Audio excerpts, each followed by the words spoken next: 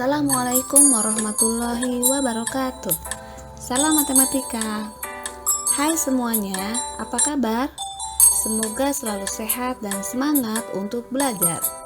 Pada kesempatan kali ini, kita akan mempelajari materi transformasi Matematika kelas 9 semester 1. Hari ini kita akan belajar menggambarkan bayangan benda hasil refleksi atau pencerminan. Mari kita bersama-sama simak materinya. Pernahkah dari kalian memindahkan atau menggeser suatu benda dari suatu tempat ke tempat lainnya seperti gambar berikut? Tentu jawabannya pernah kan? Nah, ketika suatu benda dipindahkan ke tempat lainnya, maka bentuk benda tetaplah seperti semula. Hanya posisinya saja dari benda tersebut telah berubah dari posisi awalnya. Kemudian, apakah kalian juga pernah memperhatikan bentuk dari bayangan kalian pada saat bercermin? Bagaimana caranya untuk menggambarkan bayangan benda hasil dari suatu pencerminan? Selanjutnya, pernahkah kalian memperhatikan suatu roda sepeda yang sedang berputar searah maupun berlawanan arah dengan jarum jam? Dan apakah roda sepeda tersebut sedang berotasi? Apakah kalian pernah melihat pas foto yang berukuran berbeda-beda seperti contoh berikut ini? Nah, apakah ini termasuk dilatasi suatu benda? Pertanyaan-pertanyaan tersebut akan kita dapatkan jawabannya melalui materi transformasi yang akan kita pelajari. Transformasi geometri merupakan sebuah konsep matematika yang mengungkapkan bahwa suatu bangun geometri dapat diubah letak atau bentuknya. Transformasi geometri terdiri dari 4 macam, yaitu 1. Refleksi atau pencerminan suatu benda. Yang kedua, translasi, pergeseran pada suatu benda. Yang ketiga, rotasi, perputaran benda. Dan yang keempat adalah dilatasi, yaitu perbesaran atau perkecilan benda atau perkalian. Pencerminan atau refleksi. Ketika kita memperhatikan foto sebuah bangunan seperti di samping, maka akan terlihat bayangan bangunan tersebut pada permukaan air. Setiap titik dari bangunan asli di atas garis air memiliki titik yang bersesuaian dengan bayangannya. Jarak dari semua titik pada bangunan asli ke permukaan air sama besarnya dengan jarak dari bayangan titik tersebut ke permukaan air. Bayangan dari bangunan tersebut pada air dikenal dengan refleksi atau pencerminan. Pencerminan suatu benda. Refleksi atau pencerminan merupakan salah satu jenis transformasi yang memindahkan setiap titik pada suatu bidang dengan menggunakan sifat benda dan bayangan pada cermin datar. Sifat bayangan benda yang dibentuk oleh pencerminan sebagai berikut.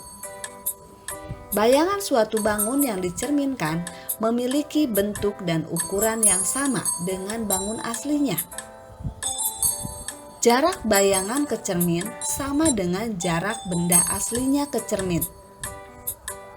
Bayangan bangun pada cermin saling berhadapan dengan bangun aslinya. Gambar di samping berikut merupakan contoh pencerminan dari segi 4 PQRS terhadap garis alfa, sehingga menghasilkan bayangan segi 4 PQRS. Menggambar bayangan hasil pencerminan. Langkah-langkahnya adalah sebagai berikut. Pertama, gambarkan ruas garis yang tegak lurus terhadap cermin.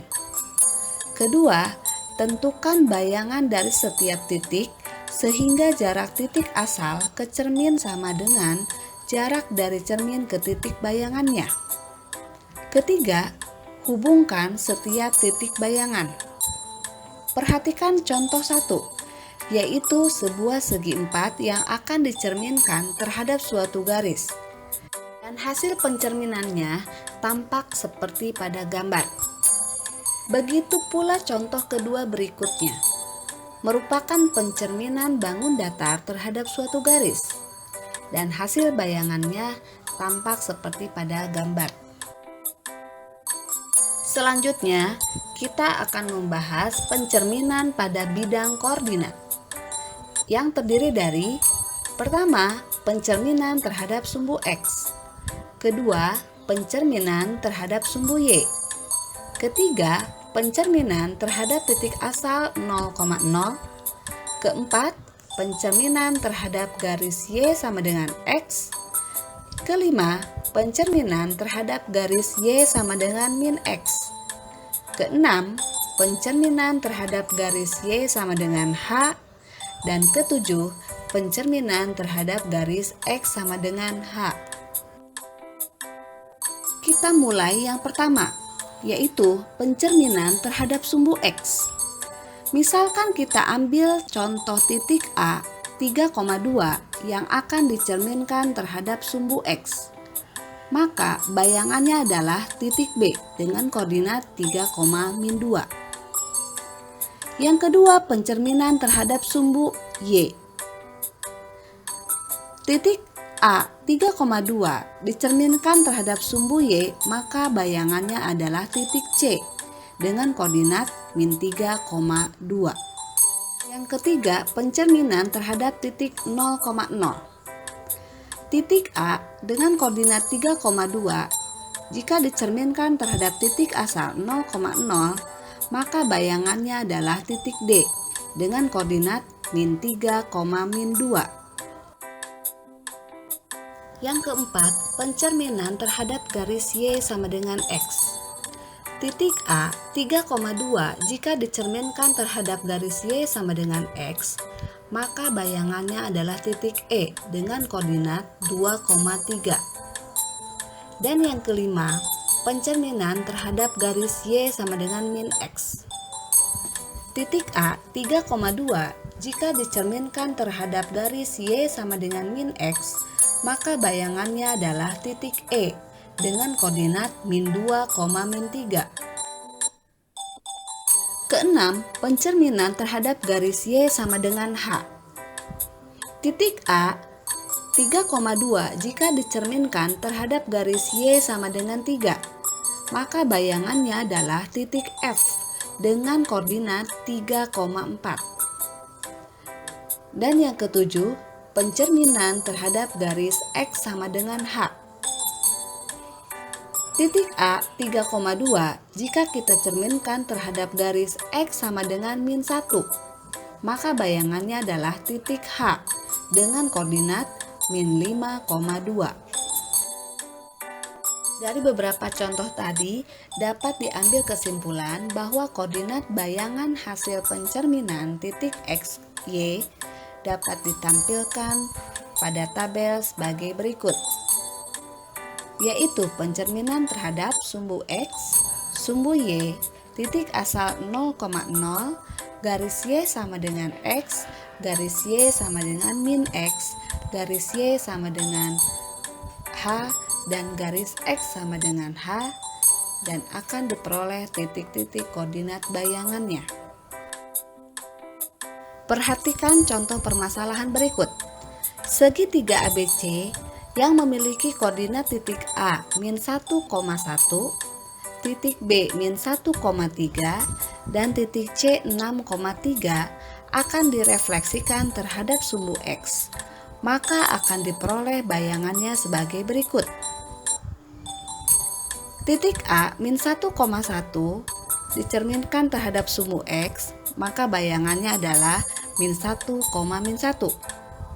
Titik B -1,3 dicerminkan terhadap sumbu X, maka bayangannya adalah -1,-3. Dan titik C 6,3 dicerminkan terhadap sumbu X, maka bayangannya adalah 6,-3. Sehingga segitiga ABC memiliki bayangan seperti pada gambar berikut. Selanjutnya, matahari refleksi ini akan mengingatkan kita mengenal kembali garis simetri, yaitu untuk menentukan simetri lipat dari suatu benda. Perhatikan gambar berikut. Kupu-kupu memiliki sayap dengan detail pola yang sama antara sayap kanan dan kiri, sehingga dapat dikatakan bahwa gambar kupu-kupu ini memiliki garis simetri.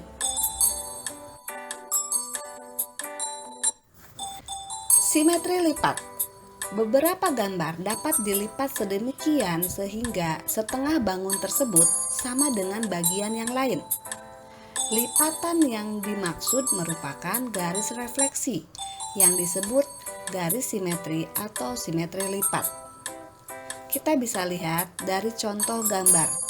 Diperoleh bahwa huruf Q tidak memiliki simetri lipat. Huruf A memiliki satu simetri lipat. Dan huruf H memiliki dua simetri lipat. Demikianlah uraian materi pencerminan atau refleksi.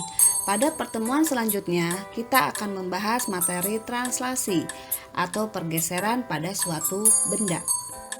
Mudah-mudahan penjelasan materi pada pertemuan kali ini dapat dipahami dengan baik.